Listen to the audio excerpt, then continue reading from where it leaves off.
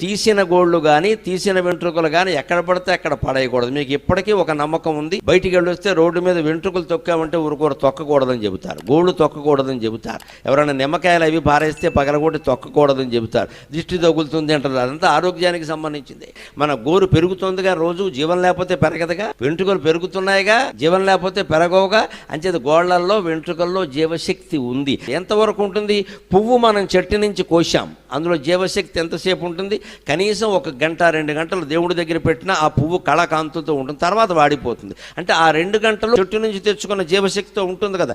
అలాగే గోళ్ళు వెంట్రుకలు కూడా మన శరీరం నుంచి పొందిన జీవశక్తితో 24 గంటల పాటు ఎక్కడ పారేస్తే అక్కడే జీవశక్తితో ఉంటాయి. అవి ఎవరైనా తొక్కితే మన జీవ లక్షణాలు వారికి అంటుకుంటాయి. వారి జీవ లక్షణాలతో అవి ఘర్షణ పడతాయి. అవి సరిపోకపోతే రోగాలు వస్తాయి. అందుకే తొక్కద్దని చెప్పారు. That is Hindu culture. ఊరికే చెప్పరు.